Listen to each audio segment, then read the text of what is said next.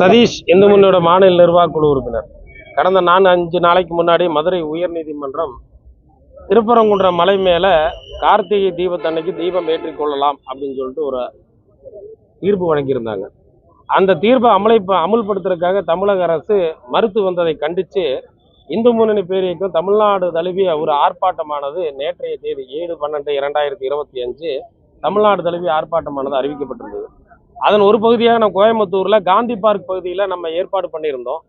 4 மணிக்கு நம்ம 5 மணிக்கு ஆர்ப்பாட்டம் நடத்தப்படும் சொல்லி மனு கொடுத்துருந்தோம். நாங்கள் 4 மணிக்கு நம்ம மாவட்ட பொறுப்பாளர்லாம் அந்த இடத்துக்கு வந்து மற்ற வேலைகளுக்காக நின்று இருக்கும்போது செல்வரம் பகுதியில் அந்த பகுதியோட உதவி ஆணையாளர் திரு மகேஸ்வரன் அவங்க ஆர்ப்பாட்டத்துக்கு கலந்து கொள்றதுக்காக அங்கிருந்து வருகை தரக்கூடிய இந்து முன்னணி பொறுப்பாளர்கள் சதீஷ், சிவா அப்படின்னு சொல்லக்கூடிய நபர்களை அங்கே இருக்கக்கூடிய அவர் கூட இருந்த ஒரு 10-70-80 பேர்த்த வலுக்கட்டாயமாக வாகனத்தில் ஏற்றி அங்கே பேரூர் ரோட்டில் இருக்கக்கூடிய எஸ்ஏ திருமண மண்டபம் அந்த மண்டபத்துக்குள்ளே கொண்டு போய் செல்ஃபோன் எல்லாத்துக்கிட்ட இருந்து பறிமுதல் பண்ணி கண்மூடித்தனமான தாக்குதல் நடத்திருக்கிறாரு.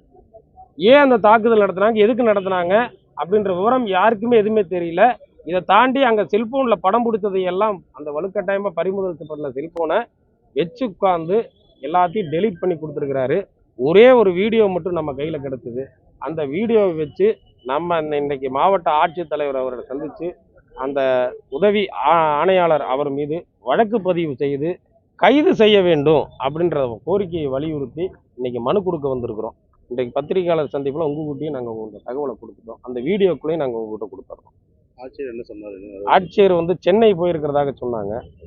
டிஆர்ஓ அவர் இருந்தார். அவர் மனுவை பெற்றுக்கொண்டு சிஓபி அவர்களுக்கு அதை ஃபார்வேர்ட் செஞ்சிடுறேன், அது என்னன்றதை நான் விசாரிக்கிறேன் அப்படின்ற மாதிரி அவர் சொல்லியிருக்காரு.